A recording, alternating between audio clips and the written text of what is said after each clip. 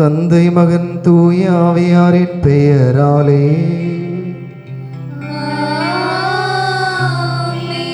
நம் ஆண்டவராகிய இயேசு கிறிஸ்துவின் அருளும் கடவுளின் அன்பும் தூய ஆவியாரின் தோழமையும் நம் அனைவரோடு என்றும் இருப்பதாக.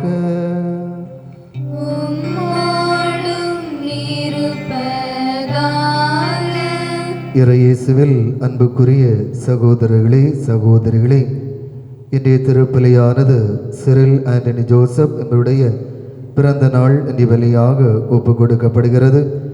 இறைவன் இவரை நிறைவாக ஆசீர்வதிக்க வேண்டும் என்றும் நல்ல உடல் நலத்தையும் ஆரோக்கியத்தையும் பொழிந்து தொடர்ந்து நல்ல வேலை வாய்ப்பை கொடுத்து இறைவன் உடனிருந்து பாதுகாத்து வழிநடத்த வேண்டும் என்றும் இவருடைய எண்ணங்களை இயக்கங்களை இறைவன் நிறைவாக பொழிந்து ஆசீர்வதிக்க வேண்டும் என்று நாம் இந்த பலியிலே சிறப்பாக மன்றாடுவோம். மேலும் திருப்பலியானது மினிஸ்டர் ராஜ் குடும்பத்தாருக்கு இறைவன் செய்த எல்லா நன்மைகளுக்காக நன்றி பலியாக ஒப்பு கொடுக்கப்படுகிறது. இறைவன் செய்த நன்மைகளுக்காக நன்றி செலுத்து நன்றி இறைவன் ஏற்றுக்கொள்ள வேண்டும் என்றும் தொடர்ந்து இறைவன் குடும்பத்தை ஆசீர்வதித்து எல்லா விதமான நன்மைகளாலும் நலன்களாலும் ஆசீராலும் நிரப்பி வழிநடத்த வேண்டும் என்று நாம் இந்த பலியிலே மன்றாடுவோம். மேலும் திருப்பலியானது சி மேரி தங்கம் என்பவருடைய 6ஆம் ஆண்டு நினைவு பலியாகவும், பேபி என்பவருடைய 3ஆம் நாள் நினைவு பலியாகவும், வின்சன் என்பவருடைய 1ஆம் ஆண்டு நினைவு பலியாகவும் ஒப்பு கொடுக்கப்படுகிறது. இறைவன் இவர்கள் ஒவ்வொருவருக்கும் முடிவெல்லாம் வாழ்வை அளிக்க வேண்டும் என்றும் இவர்கள் எந்நாளும் எப்பொழுதும் புனிதருடைய தோழமையிலே சங்கமிக்கவும் இறைவனை முகமுகமாய் தரிசிக்கிற பேரின்பத்தை இறைவன் இவர்களுக்கு அளிக்க வேண்டும் என்று இந்த பலியிலே மன்றாடுவோம். சகோதர சகோதரிகளை, தூய மறை நிகழ்வுகளை கொண்டாட நாம் தகுதி வரும் பொருட்டு நம்முடைய பாவங்களையும் குற்றங்களை எண்ணி மனம் வருந்துவோம். எல்லாம் வல்ல இறைவனிடமும் சகோதர சகோதரிகளை உங்களிடமும் நான் பாவியனை ஏற்றுக்கொள்கின்றேன். ஏனெனில் என் சிந்தனையாலும் சொல்லாலும் செயலாலும் கடமைகள் தவறியதாலும் பாவங்கள் பல செய்தேன்.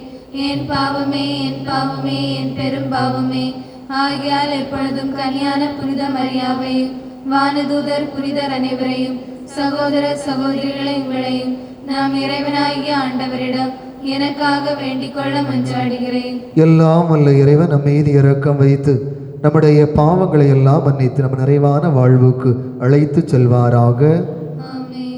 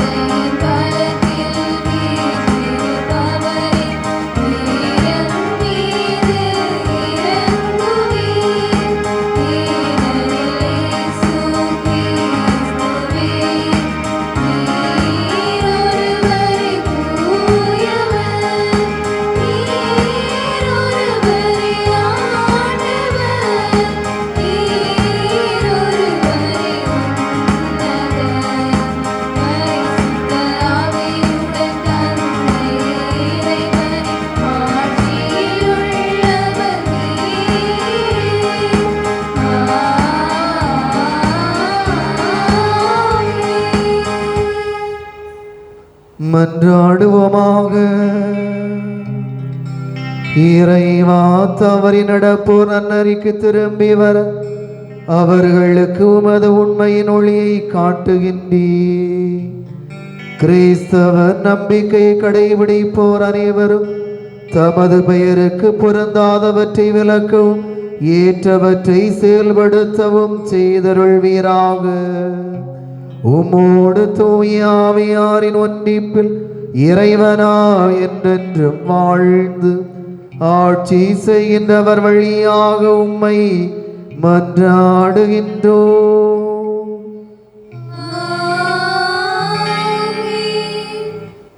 என் மக்களாகிய இஸ்ரேலிடம் சென்று இறைவாக்கு உரைத்திடு. இறைவாக்கினர் ஆமோஸ் நூலிலிருந்து வாசகம். 7ஆம் அதிகாரம் 12 முதல் 15 வரை. அந்நாட்களில் பெத்தேலில் குருவாகிய அமட்சியா ஆமோஸை பார்த்து, காட்சி காண்பவனே, இங்கிருந்து போய்விடு, யூதாவின் நாட்டுக்கு ஓடிவிடு. அங்கே போய் இறைவாக்கு உரைத்து உன் பிழைப்பை தேடிக்கொள். பெத்தேலில் இனி ஒருபோதும் இறைவாக்கு உரைக்காதே, ஏனெனில் இது அரசனின் புனித இடம், அரசுக்குரிய இல்லம் என்று சொன்னான். ஆமோஸ் அதற்கு மறுமொழியாக அமட்சியாவை பார்த்து கூறினார், நான் இறைவாக்கினன் இல்லை, இறைவாக்கினர் குழுவின் உறுப்பினனும் இல்லை. நான் ஆடு மாடு மேய்ப்பவன், காட்டு அத்திமர தோட்டக்காரன். ஆடுகள் ஓட்டிக்கொண்டு போன என்னை ஆண்டவர் தேர்ந்தெடுத்து என் மக்களாகிய இஸ்ரேலிடம் சென்று இறைவாக்கு உரைத்திடு என்று அனுப்பினார். ஆண்டவரின் அருள்வாக்கு. இறைவனுக்கு நன்றி.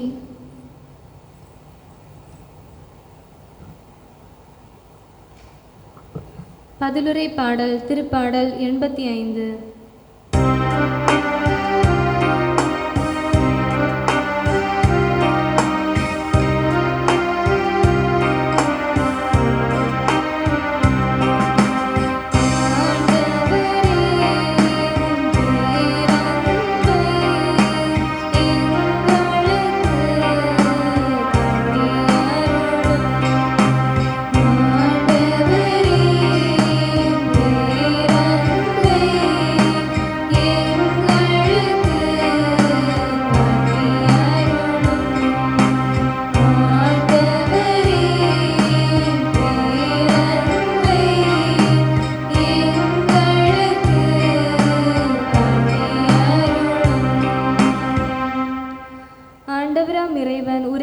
கேட்டேன்.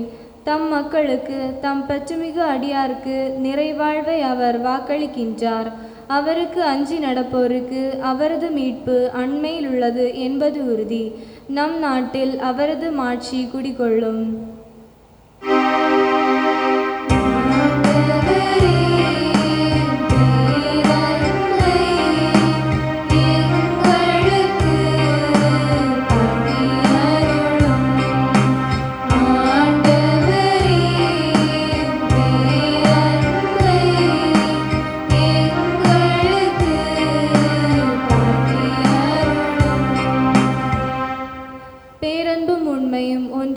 சந்திக்கும் நீதியும் நிறைவாழ்வும் ஒன்றையொன்று முத்தமிடும். மண்ணினின்று உண்மை முளைத்தெழும், விண்ணினின்று நீதி கீழ் நோக்கும்.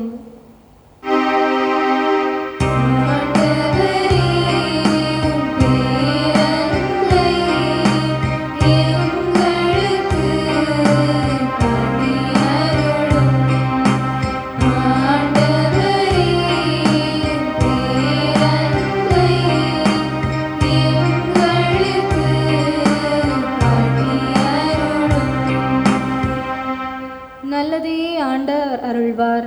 நல்விளையை நம் நாடு நல்கும். நீதி அவர் முன் செல்லும். அவர் தம் அடிச்சுவடுகளுக்கு வழிவகுக்கும்.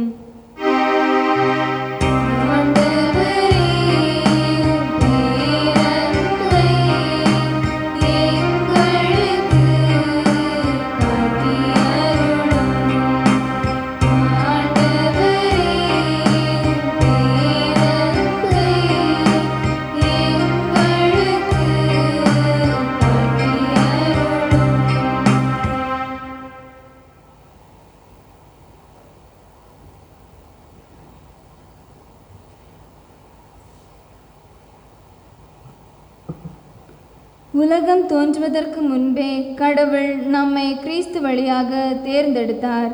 திருத்தூதர் பவுல் எபேசியருக்கு எழுதிய திருமுகத்திலிருந்து வாசகம். அலகு 1, அருள் வாக்குகள் 3 முதல் 10 வரை. நம் ஆண்டவராகிய இயேசு கிறிஸ்துவின் தந்தையும் கடவுளுமானவர் போற்றி. அவர் விண்ணகம் சார்ந்த ஆவிக்குரிய ஆசி அனைத்தையும் கிறிஸ்து வழியாக நம்மீது பொழிந்துள்ளார். நாம் தூயோராகவும் மாசற்றோராகவும் தாம் திருமுன் விளங்கும்படி உலகம் தோன்றுவதற்கு முன்பே கடவுள் நம்மை கிறிஸ்து வழியாக தேர்ந்தெடுத்தார். அவர் நம்மை கிறிஸ்து இயேசுவின் மூலம் தமக்கு சொந்தமான பிள்ளைகளாக்கிக் கொள்ள அன்பினால் முன்குறித்து வைத்தார். இதுவே அவரது விருப்பம், இதுவே அவரது திருவுளம். இவ்வாறு தம் அன்பார்ந்த மகன் வழியாக நம்மீது ஒப்புயர்வற்ற அருளை பொழிந்தருளியதால் அவரது புகழை பாடுகிறோம்.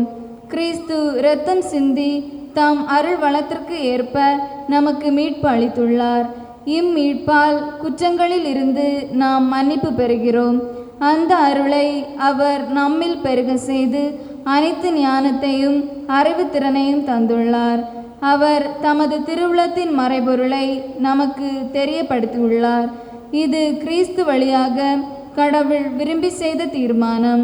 கால நிறைவில் விண்ணில் உள்ளவை மண்ணில் உள்ளவை அனைத்தையுமே கிறிஸ்துவின் தலைமையில் ஒன்று சேர்க்க வேண்டும் என்ற திட்டமே அம்மறைபொருள். ஆண்டவரின் அருள்வாக்கு. இறைவனுக்கு நன்றி.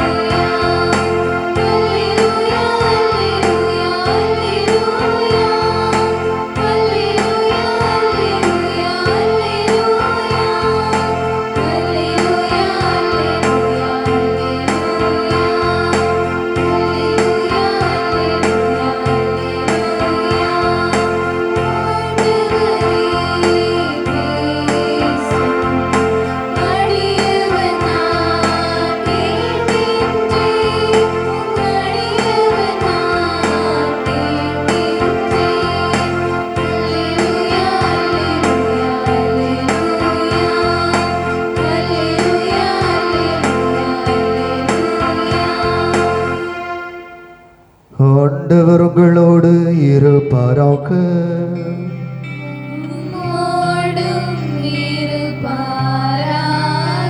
மார்க் எழுதிய தூய நற்செய்தியிலிருந்து வாசகம்.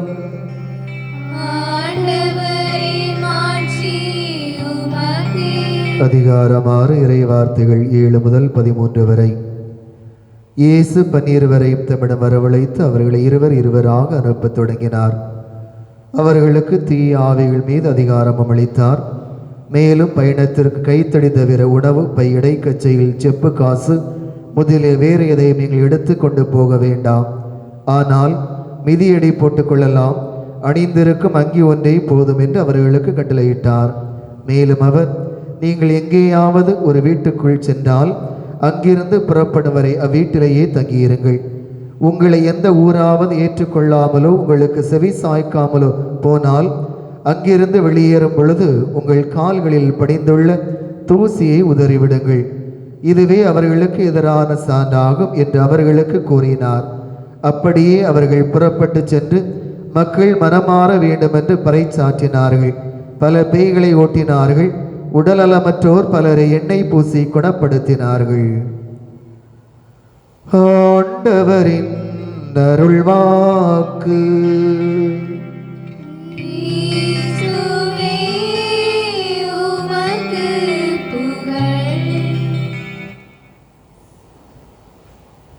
இறையேசுவில் அன்புக்குரிய சகோதரர்களே, சகோதரிகளே, ஏறத்தாழ 2 மாதங்களுக்கு பின்பு நாம் ஆலயத்திலே நாம் குழம்பி வந்திருக்கின்றோம். இன்று பொது காலம் எத்தனாவது ஞாயிறு தெரியுமா? எத்தனை? பொது காலம் 15ஆம் ஞாயிறை அன்னையாம் திருவை இன்று கொண்டாடுகின்றது. இன்றைய நாளினுடைய வாசகங்கள் அழைப்பை பற்றி நமக்கு சுட்டி காட்டுகின்றன. இன்றைய வாசகங்களுடைய அடிப்படையிலே நாம் சிந்திக்கின்ற பொழுது 3 காரியங்களை இறைவன் நமக்கு தருகின்றார்.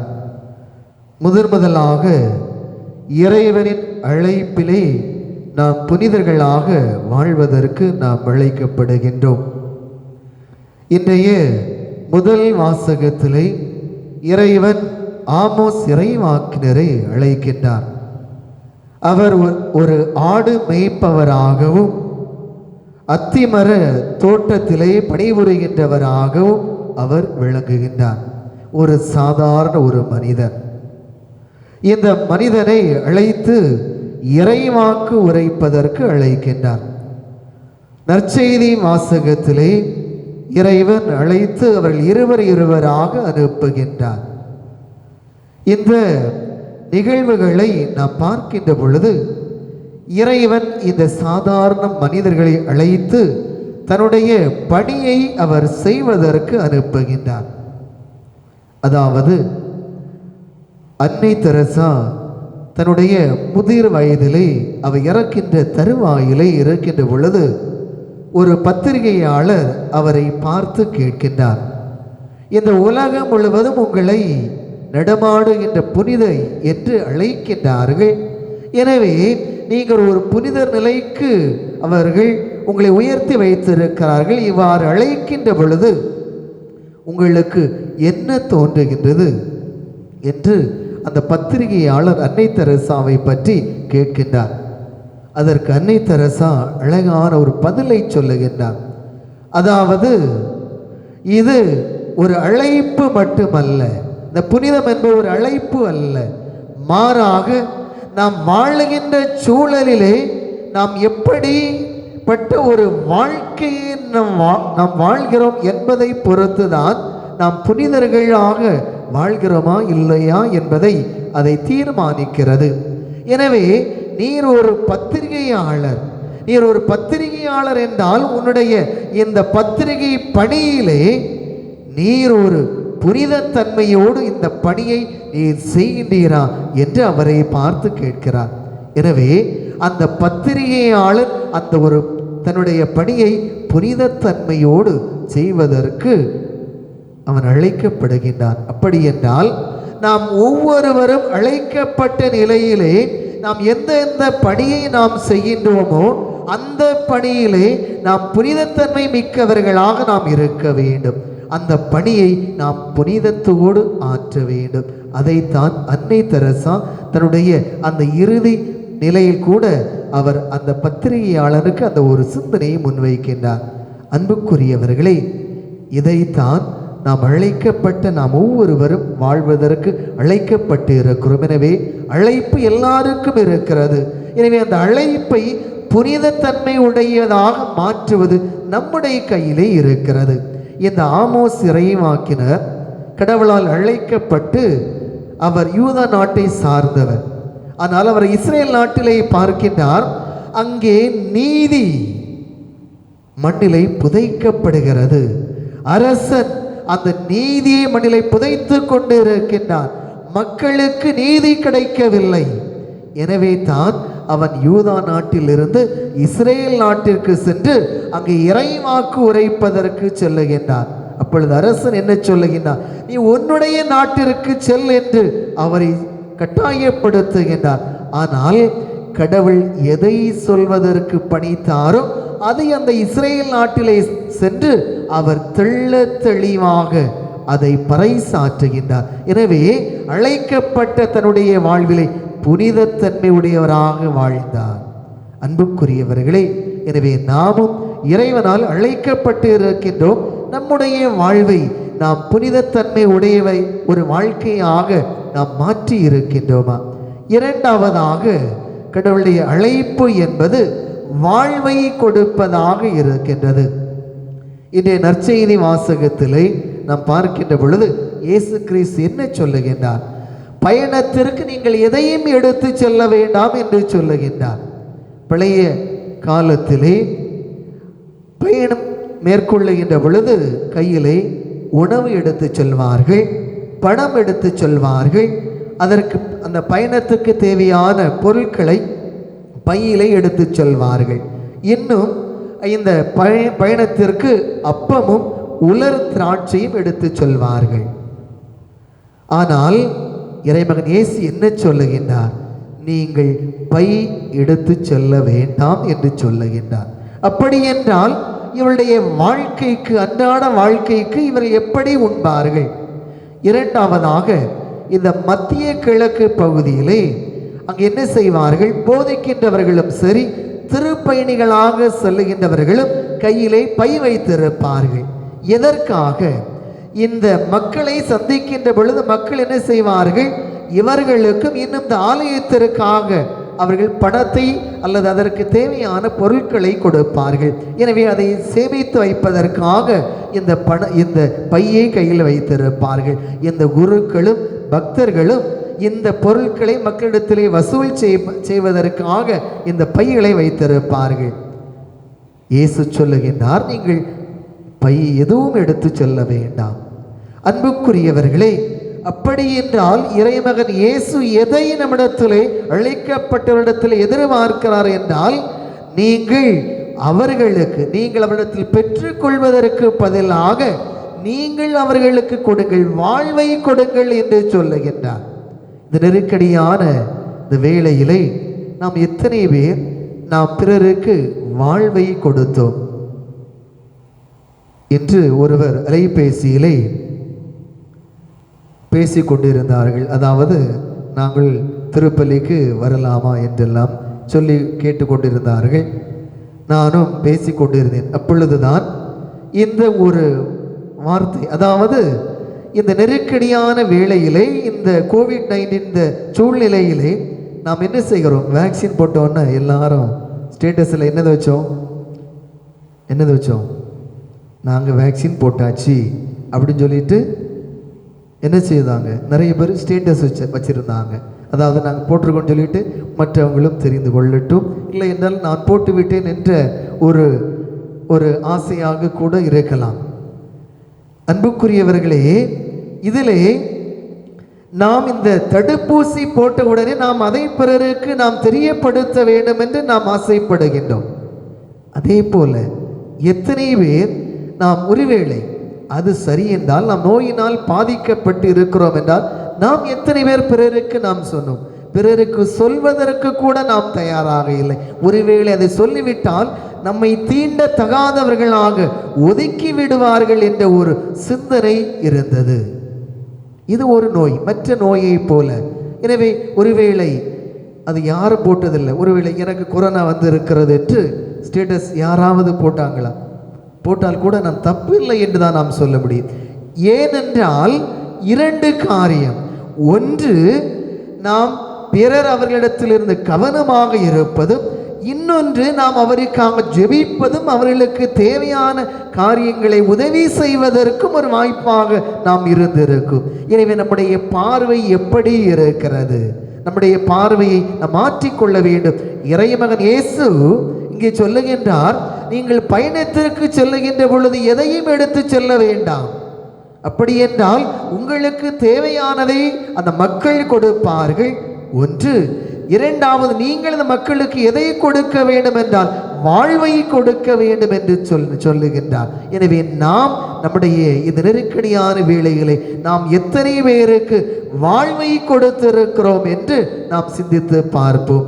மூன்றாவதாக, அங்கே அழைத்து அவர்களை அனுப்புகின்ற பொழுது இருவராக அவர் அனுப்புகின்றார். இது எதை சுட்டி காட்டுகிறது? அதாவது கூட்டு பணி. ஒரு தனி மனிதனுடைய பணியை விட குழுக்கள் ஏற்படுத்துகின்ற தாக்கம் அதிகமாக இருக்க முடியும். எனவே ஒரு தனி மனிதன் இந்த சமூகத்திலே பணியாற்றுவது விட இந்த இணைந்து குழுக்களாக பணியாற்றுகின்ற பொழுது அங்கே மாற்றம் இருக்கிறது, அங்கே வளர்ச்சி ஏற்படுகிறது என்பதை இறைமகன் இயேசு அங்கே எடுத்து காட்டுகின்றார். எனவே அழைப்பு என்பது நாம் இறைமகனோடு இருப்பதற்கு மட்டுமல்ல, இந்த சமூகத்திற்கு நாம் அனுப்பப்படுவதற்காக. ஆங்கிலத்திலே ஒரு பழமொழி உண்டு, கப்பல்கள் கடற்கரையில் இருந்தால் அது எந்த விதமான ஆபத்தும் ஏற்படுவதில்லை. ஆனால் அதற்காக அந்த கப்பல் கட்டப்படவில்லை. புரிஞ்சிருக்குன்னு நினைக்கிறேன், அப்படிதானே? புரிஞ்சா புரியலையா? கப்பல்கள் கடற்கரையில் இருப்பதற்காக அது கட்டப்படவில்லை, அப்படிதானே? அது கடற்கரையில் இருந்தால் அது சேஃபாகத்தான் இருக்கும், ஆனால் அதற்காக கட்டப்படவில்லை. அதே போல நாமும் அழைக்கப்பட்டவர்கள். நாம் அப்படியே இருந்தோம் என்றால் நாம் என்ன செய்யலாம்? ஒருவேளை சேஃபாக இருக்கலாம். ஆனால் அதற்காக நாம் அழைக்கப்படவில்லை. நாம் பிறருக்கு பணியாற்றுவதற்கு நாம் அழைக்கப்பட்டு இருக்கிறோம் என்பதை நாம் உணர்ந்து கொள்ள வேண்டும். அதில் துன்பங்கள் வரலாம், நெருக்கடிகள் வரலாம், தோல்விகள் வரலாம், கஷ்டங்கள் வரலாம், சவால்கள் வரலாம், ஒருவேளை இறப்பு கூட நாம் அதன் வழியாக வரலாம். கடவுள் அதைத்தான் விரும்புகின்றார். எனவே அன்புக்குரியவர்களே, அழைக்கப்பட்ட நாம் ஒவ்வொருவரும் இந்த 3 காரியங்களை பின்பற்றுவதற்கு அழைக்கப்படுகின்றோம். முதலாவதாக புனிதர்களாக நாம் வாழ வேண்டும். அதாவது நாம் செய்கின்ற பணியை புனிதத்தன்மையோடு ஆற்ற வேண்டும். இரண்டாவது, நாம் பிறரிடத்திலிருந்து பெற்றுக்கொள்வதற்கு பதிலாக நாம் பிறருக்கு வாழ்வை கொடுப்பதற்கு அழைக்கப்பட்டு இருக்கின்றோம்.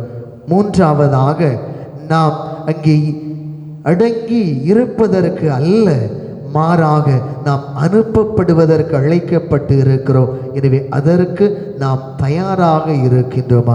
சிந்தித்து பார்ப்போம். எனவே அன்புக்குரியவர்களே, இந்த நெருக்கடியான வேளையிலே நாம் தொடர்ந்து கவனமோடு இருப்போம். பிறர்களுக்கு உதவி செய்வோம். நாம் பிறர்களுக்காக ஜெபிப்போம். பிறருக்கு எவையெல்லாம் நாம் இயன்ற உதவிகளை கவனத்தோடு ஆற்ற முடியுமோ அதை நாம் ஆற்ற நாம் இந்த திருப்பலியிலே தொடர்ந்து வரத்தை வேண்டுவோம். ஆமீன். எழுந்துட்டு நம்முடைய விசுவாசத்தை அறிக்கையிடுவோம்.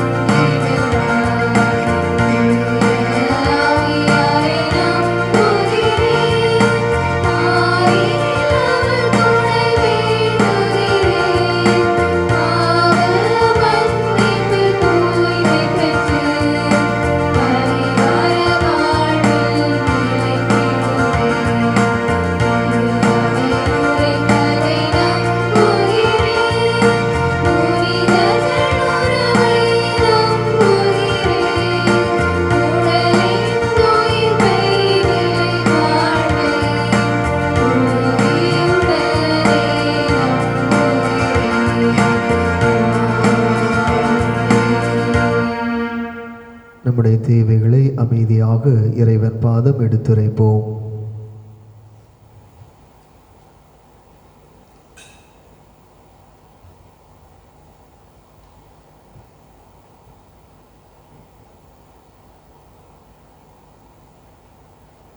அன்பே உருவான ஆண்டவரே, நாங்கள் ஒவ்வொருவரும் அழைக்கப்பட்டு இருக்கின்றோம். உம்மால் பெயர் சொல்லி அழைக்கப்பட்டு இருக்கின்றோம். பல நிலைகளிலே நாங்கள் அழைக்கப்பட்டு இருக்கின்றோம். இந்த அழைக்கப்பட்ட நிலையிலே எங்கள் கடமைகளை நாங்கள் செய்வதில்லை, பணிகளை செய்வதில்லை. புனிதத்தன்மை மிக்கவர்களாக நாங்கள் இருக்க வேண்டும். அங்கே அநீதிக்கு இடமில்லை, பொய் புரட்டுக்கு இடமில்லை, கள்ளக்கவடுக்கு இடமில்லை. எனவே எங்களுடைய பணியை புனிதத்தன்மையோடு நேர்மையோடு நாங்கள் செய்கின்ற பொழுது நாங்கள் அழைப்புக்கு அர்த்தம் கொடுக்கின்றோம்.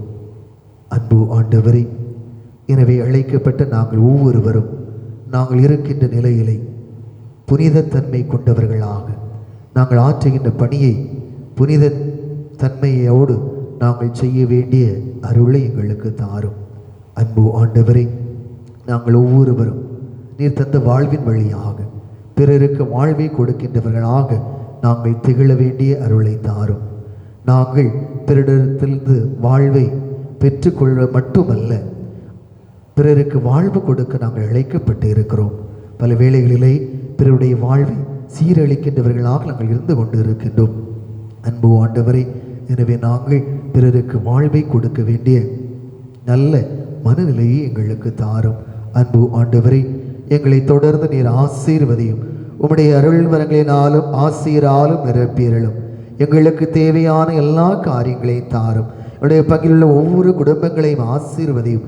ஒவ்வொரு குடும்பத்தையும் நாங்கள் இந்த வேளையிலே பலிபீடத்திலே காணிக்கையாக தருகின்றோம். அன்பு ஆண்டவரே, ஒவ்வொரு குடும்பத்தினுடைய தேவைகளையும் அறிந்தவராக இருக்கிறீர். அனைத்தும் நிறைவாக கொடுத்தருளும். குடும்பங்களிலே உமது பிரசனம் நிறைவாக தங்குவனவாக. அதன் வழியாக குடும்பத்திலே அமைதியும் சமாதானம் ஒற்றுமையும் செழித்தோங்கவும் நாங்கள் நோயிலிருந்து பாதுகாக்கப்பட வேண்டிய அருளை தாரும். இன்னும் கொரோனா நோயினால் பாதிக்கப்பட்டு என்னுடைய பங்கு சமூகத்திலிருந்து மருத்துவமனையிலே இருக்கின்றவர்கள், வீடுகளில் இருக்கின்றவர்களை ஆசீர்வதியும். அன்பு ஆண்டவரே, நீர்தாமே அவர்களுக்கு வாழ்வு என்னும் கொடையை தொடர்ந்து கொடுத்தருளும். அவர்கள் நோயிலிருந்து முழுமையாக விடுதலை பெற வேண்டிய அருளை தாரும். மருத்துவ நோயற்றவருக்கல்ல, நோயுற்றவருக்கே தேவை என்று மொழிந்த அன்பு ஆண்டவரே, நீர்தாமே அவர்களோடு நல்ல மருத்துவராக உடனிருந்து நோயிலிருந்து முழுமையான விடுதலையை கொடுத்து அவர்கள் மிக விரைவாக நம்முடைய இல்லம் திரும்ப வேண்டிய அருளை ஆசிரியையும் பொழிந்தருளும். அன்பு ஆண்டவரே, தொடர்ந்து நாங்கள் கவனத்தோடு இருக்கவும் நாங்கள் சுய பாதுகாப்பை நாங்கள் உறுதிப்படுத்த வேண்டிய அருளை தந்தருளும். இந்த சுய கட்டுப்பாட்டோடு வாழ்கின்ற பொழுதுதான் இந்த நோயிலிருந்து நாங்கள் மக்கள் பாதுகாக்கப்பட முடியும் என்பதை இந்த அரசும் இந்த மருத்துவத்துறையும் சொல்லி கொண்டு இருக்கிறது என்பதை நாங்கள் உணர்ந்து நாங்கள் ஒவ்வொருவரும் அத்தகைய தன்மையோடு செயல்பட வேண்டிய அருளை தாரும். அன்பு ஆண்டவரை, எங்களுடைய நாட்டை உலக மக்களை நீர் ஆசீர்வதியும். அன்பு ஆண்டவரை, இந்த பெருந்தொற்றினால் பாதிக்கப்பட்டு கஷ்டப்பட்டு கொண்டிருக்கிற ஒவ்வொருவரையும் ஆசீர்வதியும். இன்னும் இந்த மருத்துவர்களாக காவல்துறையிலே முன்கள பணியாளர்களாக பணிபுரிகின்ற ஒவ்வொருவரையும் நீர் ஆசீர்வதித்து அவர்கள் கவனத்தோடு இந்த பணியை செய்யவும் நீர்தாமே அவர்களோடு உடனிருந்து இந்த நோய் தொற்றிலிருந்து உலகம் முழுவதும் மிக விரைவாக பாதுகாக்கப்பட வேண்டிய அருளை தாரும். அன்பு ஆண்டவரை, தொடர்ந்து எங்களுடைய ஆலய பணிகளையும் நிறைவாக நீர் ஆசீர்வதியும். தொடர்ந்து உமது விருப்பத்திற்கேற்ற இந்த பணிகளை மிக சிறப்பாக நாங்கள் செய்யவும், குறிப்பாக இந்த வருகின்ற இந்த மே மாதத்திலே எங்களுடைய ஆலயத்தை நாங்கள் அர்ச்சிக்கின்ற அந்த நிலைக்கு இந்த பணி நிறைவுக்கு கொண்டு வருவதற்கு தேவையான அருள் வரங்களையும் ஆசிரியையும் தாரும். அன்பு ஆண்டவரே, என வேகத்தோடு இந்த பணிகளை முன்னெடுத்து செல்லவும், எல்லாரும் அதற்காக ஜெபிக்கவும், எல்லாரும் அதற்காக தாராள உள்ளத்தோடு இந்த நெருக்கடியான வேலைகளை மக்கள் தந்து கொண்டு இருக்கின்றார்கள். நீர்தாமே அவர்களுக்கு வேலை வாய்ப்பை கொடும். உள்ளூரிலும் வெளிநாடுகளிலும் வெளி மாநிலங்களிலும் வேலை செய்கின்றவர்களை ஆசீர்வதியும். அவர்கள் பாதுகாப்போடு பணி செய்யவும் வேலைக்கான உத்தரவாதத்தை கொடுத்து அதன் வழியாக பொருளாதார நிலையிலே குடும்பங்கள் உயரவும் அதன் வழியாக எங்களுடைய பங்கும் ஆசீர்வதிக்கப்பட வேண்டிய அருளை தாரும். அன்பு ஆண்டவரை, தொடர்ந்து நீர் நிறைவாக ஆசீர்வதியும். எங்கள் ஒவ்வொருவரையும் உமது அன்பின் சிறையில் வைத்து பாதுகாத்து வழிநடத்த வேண்டும் என்று எங்கள் ஆண்டவராகிய கிறிஸ்து வழியாக மன்றாடுகின்றோம்.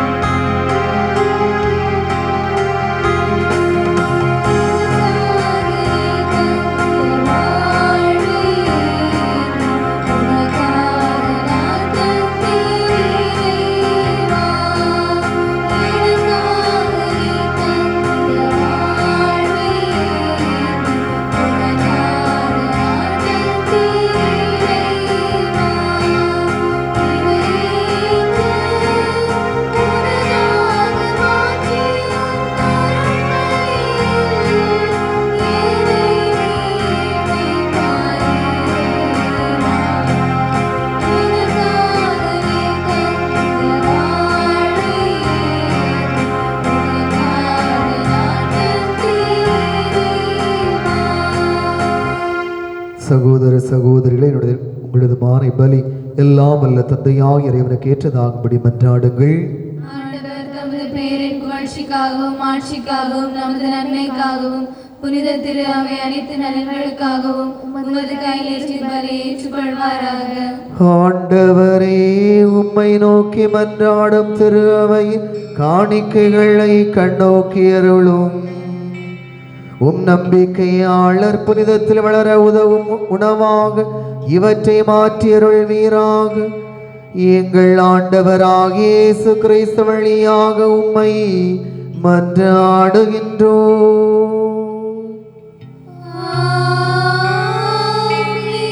ஆண்டவர் உங்களோடு இருப்பாராக.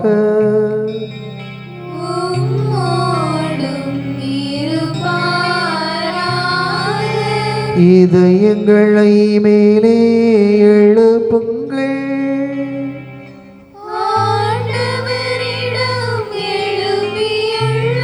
நம் இறைவனாகிய ஆண்டவருக்கு நன்றி கூறுவோம்.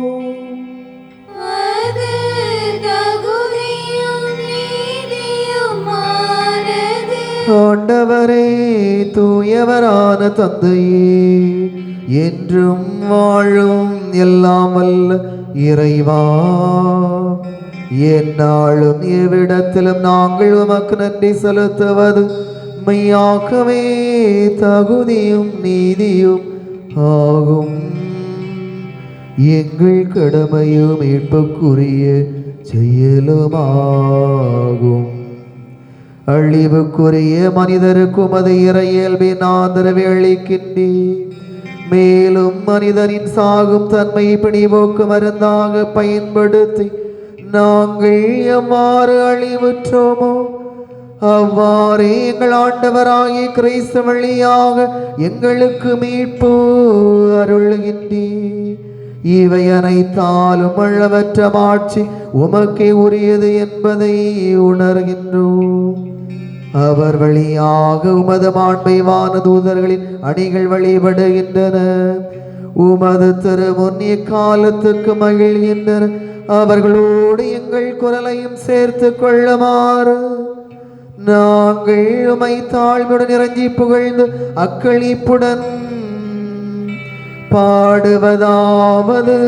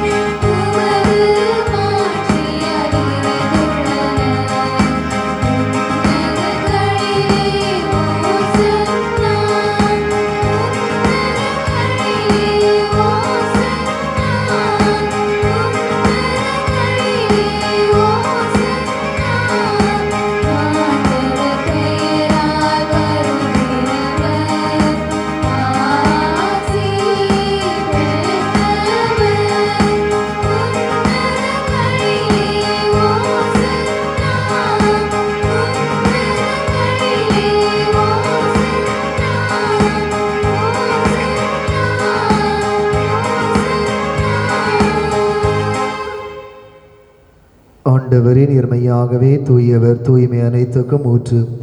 ஆகவே உம்முடைய ஆவியை பொழிந்து காணிக்கைகளை தூய்மைப்படுத்த உம்மை வேண்டுகின்றோம். இவ்வாறு எங்கள் ஆண்டவர் இயேசு கிறிஸ்துவின் உடலும் இரத்தமுமாக எங்களுக்கு இவை மாறுவனவாக. அவர் பாடுபட உள்ளம் கனிந்து தம்மை கையளித்த போது அப்பத்தை எடுத்து நன்றி செலுத்தி அதை பெற்று தம் சீடர்களுக்கு அளித்து அவர் கூறியதாவது: அனைவரும் இதிலிருந்து பெற்று உண்ணுங்கள், ஏனெனில் இது உங்களுக்காக கையளிக்கப்படும் என் உடல்.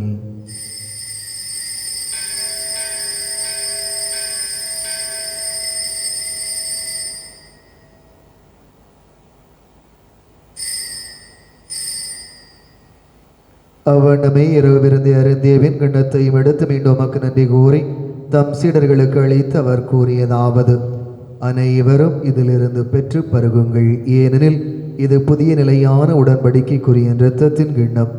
இது பாவ மன்னிப்புக்கென்று உங்களுக்காகவும் பலருக்காகவும் சிந்தப்படும். இதை என் நினைவாக செய்யுங்கள்.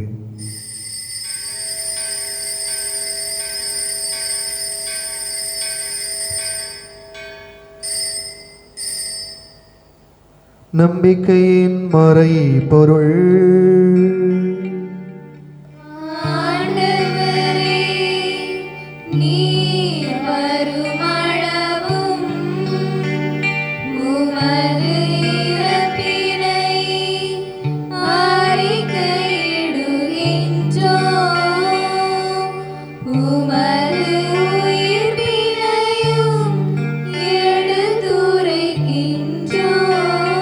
ஆகவே ஆண்டவரே, நாங்கள் கிறிஸ்துவின் இறப்பினை உயிர்ப்பினை நினைவு கூர்ந்து வாழ்வு தரும் அப்பத்தை மீட்பளிக்கும் கிண்ணத்தை உமக்கு ஒப்புக் கொடுக்கின்றோம்.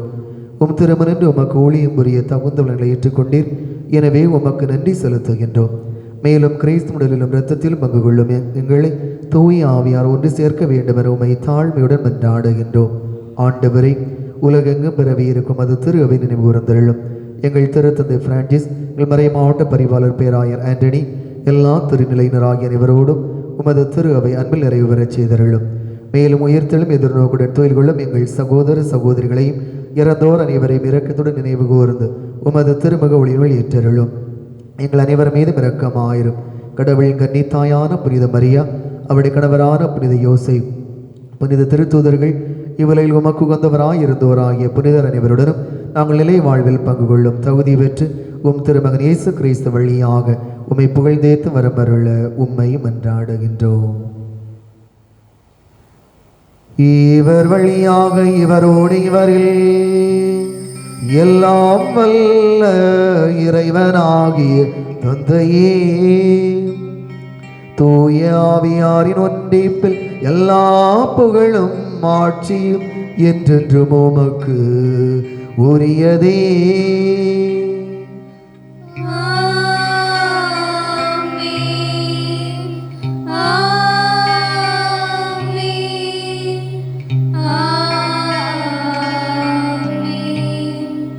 மீட்பரின் கட்டளையால் கற்பிக்கப்பட்டு இறை வடிப்பினையால் பயிற்சி பெற்ற நாம் துணிந்து பாடுவோம்.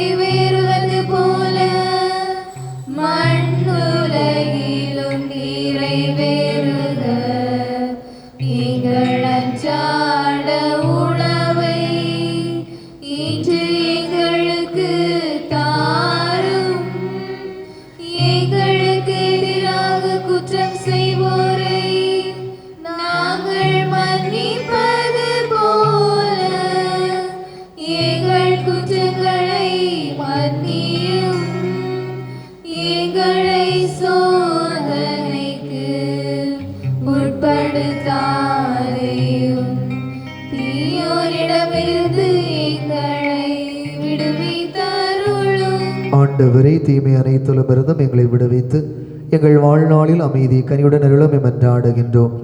உமது இரக்கத்தின் உதவியால் நாங்கள் பாவத்திலிருந்து எப்போதும் விடுதலை பெற்று யாதொரு கலக்கமின்றி நலமாயிருப்போமாக. நாங்கள் எதிர்நோக்கி இருக்கும் பேரின்பத்துக்காகவும் எம் மீட்பராகிய இயேசு கிறிஸ்துவின் வருகைக்காகவும் காத்திருக்கின்றோம். ஆண்டவரே இயேசு கிறிஸ்துவே, அமைதி உங்களுக்கு விட்டுச் செல்கின்றேன், என் அமைதியை உங்களுக்கு அளிக்கிறேன் எனும் திருத்தூதர்களுக்கு மொழிந்தீரே. எங்கள் பாவங்களை பாராமல் உமது திரு அவையின் நம்பிக்கையை கண்ணோக்கி உமது திருவுள்ளத்திற்கு ஏற்ப அதற்கு அமைதியை ஒற்றுமை அளித்தருள்வீராக. என்றென்றும் வாழ்ந்து ஆட்சி செய்கின்றவர் நீரே. ஆண்டவருடைய அமைதி உங்களோடு என்றும் இருப்பதாக.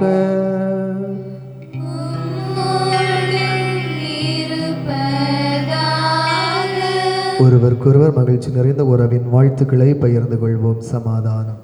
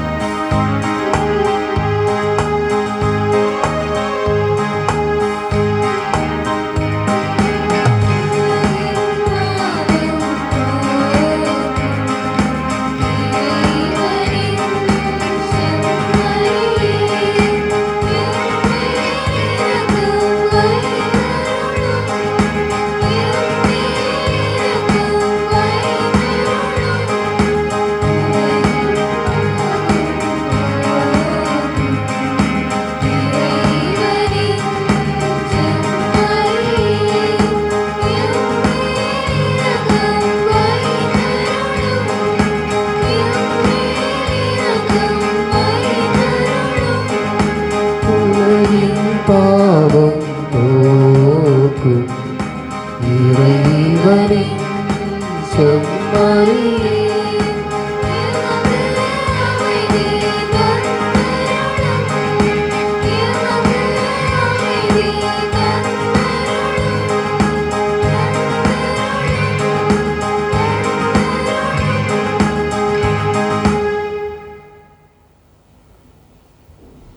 இதோ இறைவனின் செம்மறி, இதோ உலகின் பாவங்களை போக்குகின்றவர்.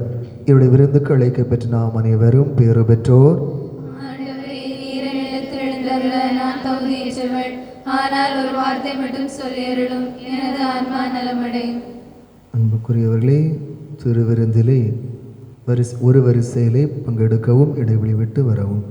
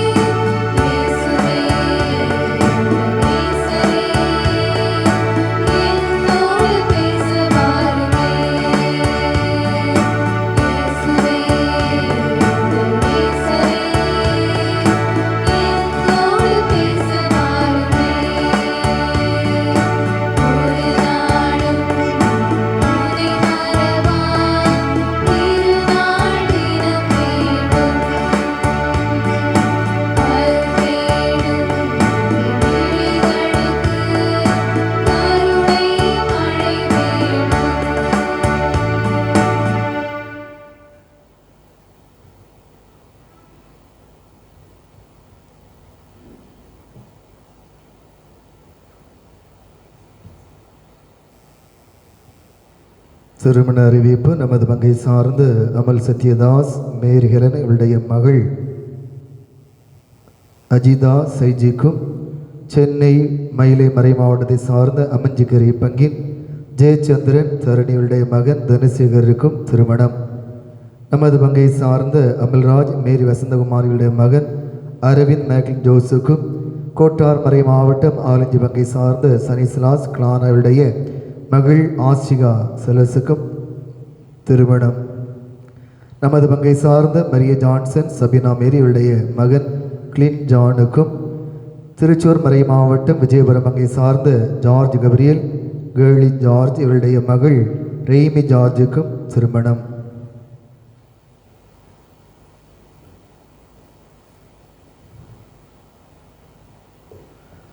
அன்புக்குரியவர்களே, நமது ஆயர் அவர்கள் ஒரு சுற்றறிக்கையை அனுப்பியிருக்கிறார்கள்.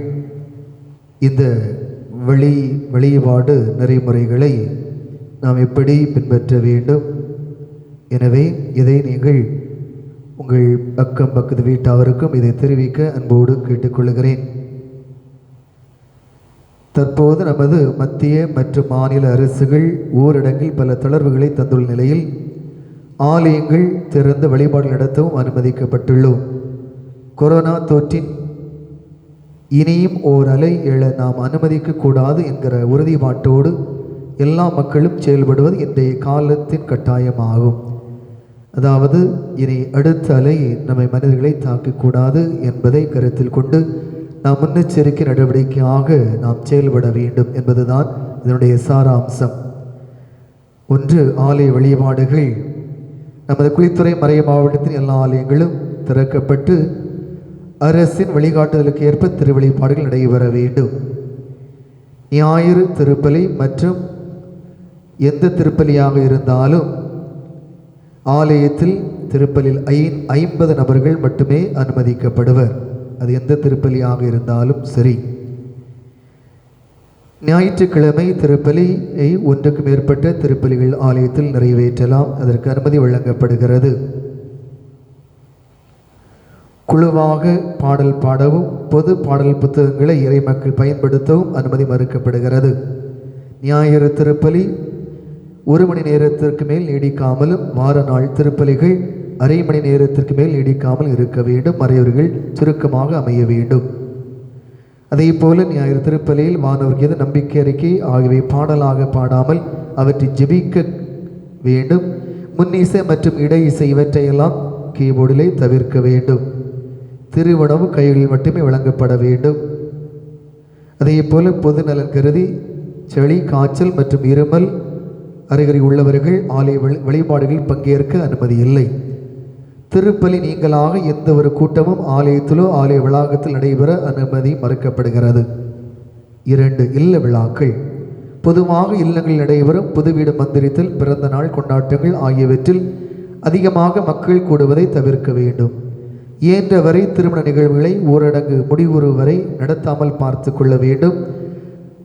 அவசரம் இருக்கும் என்றால் அதை எளிமையாகும். பங்கேற்பாளர்கள் எண்ணிக்கை அந்த அரசு சுட்டி காட்டுகின்ற 50க்கு மிகாமல் பார்த்து கொள்ள வேண்டும்.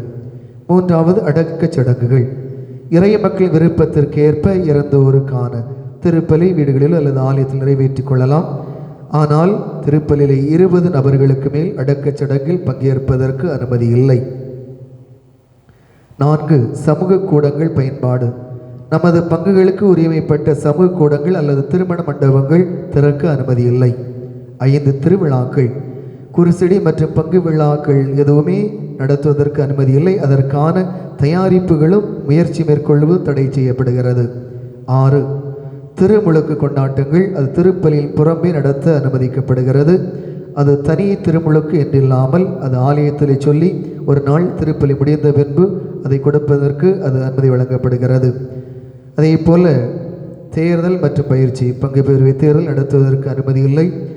பயிற்சிகள், மறைக்கல்வி, அதாவது திருமண முன் தயாரிப்பு பயிற்சி கண்டிப்பாக பங்கெடுக்க வேண்டும். அது ஆன்லைன் வழியாக மட்டுமே இப்பொழுது நடத்தப்படுகிறது. எனவே அதற்கு யாரும் எக்ஸ்கியூஸ் வாங்க முடியாது. எனவே திருமணத்திற்கு முன் திருமண பயிற்சி பெறும் ஒழுங்கில் மாற்றம் எதுவும் இல்லை. திருமணத்திற்கு தங்களை தயாரிப்போர் பங்கு தந்தையர் வழியாக மறை மாவட்ட குடும்ப நல பணிக்குழுவை அணுகி இவ்வகுப்புகளில் பங்கேற்க வேண்டும். 8, பங்கிலே எந்த விதமான கூட்டங்கள் நடத்துவதற்கு அனுமதி இல்லை. தேவை ஏற்படின் பங்கு நிர்வாக குழு மட்டும் நடத்துவதற்கு அனுமதி உண்டு. 9. பாதுகாப்பு முன்னேற்பாடுகள். திருப்பலி மற்றும் ஆலயம் சார்ந்த இதர நிகழ்வுகளில் பங்கேற்போர் அனைவரும் கண்டிப்பாக முகக்கவசம் அணிய வேண்டும். முகக்கவசம் அணியாதோர் ஆலய வளாகத்தில் அனுமதிக்கப்பட மாட்டார்கள். எனவே அன்புக்குரியவர்களே, இந்த சுற்றறிக்கை இன்று ஆலய திருப்பலியிலே வாசிக்குமாறு கேட்டுக்கொள்ளப்படுகிறீர்கள். கிறிஸ்துவில் அன்புள்ள அந்தோணி பாம்புசாமி பேராயர், திருத்தூதக நிர்வாகி, குளித்துறை மறை மாவட்டம்.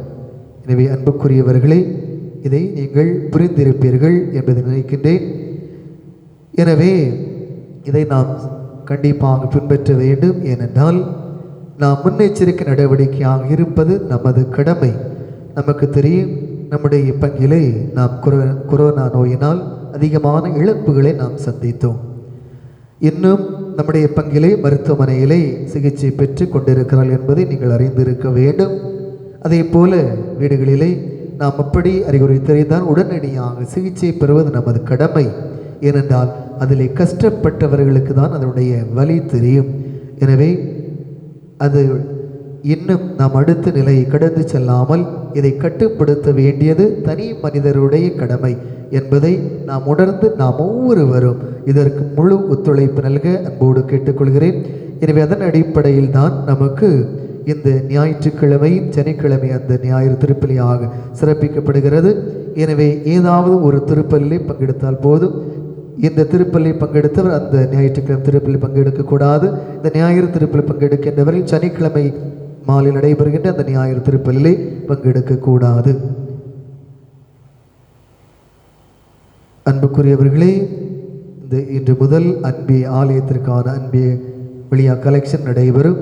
எனவே அதற்கான அந்த ஒழுங்குமுறையை பின்பற்றி நீங்கள் அந்த பணியில் ஈடுபட உங்களை அன்போடு கேட்டுக்கொள்ளுகின்றேன்.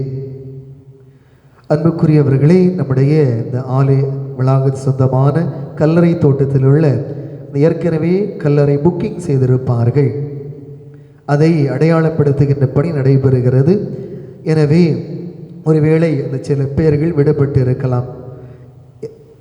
எனவே உங்களுடைய அன்பியங்களிலே உங்களுக்கு தெரிந்தவர்களுடைய அண்டை வீட்டார்களே அதை நீங்கள் சொல்லி நம்முடைய அதற்கான பதிவு நோட்டு அது பங்கு பெயர் அந்த நம்முடைய அலுவலகத்தில் இருக்கும்.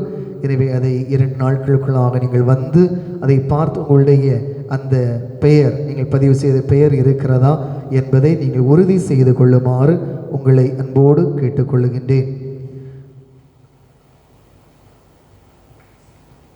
ஃப்ரெண்ட்ஸ் ஐடியிலிருந்து, அதாவது அங்கே 2021-22 கல்வியாண்டிற்கான மாணவர் சேர்க்கை நடைபெற்று வருகிறது. நம்முடைய தரமான ஒரு ஐடிஐ, அது அரசால் பாராட்டப்பட்ட ஒரு நிறுவனம். எனவே அதில் படித்தவர்களுக்கு பெரும்பாலும் வேலை உறுதி செய்யப்படுகிறது. எனவே நம்முடைய பங்கிலை 10 மற்றும் 12ஆம் படித்து முடித்து இந்த தொழில் பிரிவிலை சேர விரும்புகின்றவர்கள் இந்த வாய்ப்பை பயன்படுத்தி கொள்ளுமாறு உங்களை அன்போடு கேட்டுக்கொள்ளுகின்றேன். இறுதி ஜெபத்திற்காக அனைவரும் எழுந்து நிற்போம். நன்றி கூறி மன்றாடுவோமாக. ஆண்டவரே, உம்முடைய அருள் கொடைகளை பெற்றுக்கொண்ட நாங்கள் உம்மை வேண்டுகின்றோம். இவ்வாறு இம்மறை நிகழ்வில் நாங்கள் அடிக்கடி பங்கேற்பதால் அவற்றின் மீட்பளிக்கு பயணங்களில் வளரச் செய்வீராக. எங்கள் ஆண்டவராகிய இயேசு கிறிஸ்து வழியாக உம்மை மன்றாடுகின்றோம்.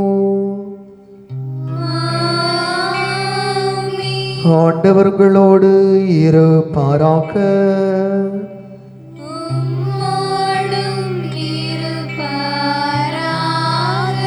எல்லாம் வல்ல இறைவன் தந்தை, மகன், தூய ஆவியார் உங்களுக்கு ஆசி வழங்குவாராக.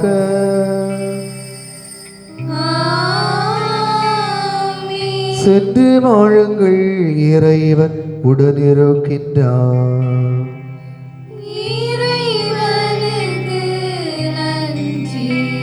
அன்புக்குரியவரே, வார நாட்களிலே திங்கள், செவ்வாய், புதன், வெள்ளி மாலை 6:15 மணிக்கு திருப்பலி நடைபெறும். ஞாயிற்றுக்கிழமை காலை 6 மணிக்கும், அதே போல ஞாயிற்றுக்கிழமை ஒரு திருப்பலி, சனிக்கிழமை மாலை 6:30 மணிக்கு நடைபெறும்.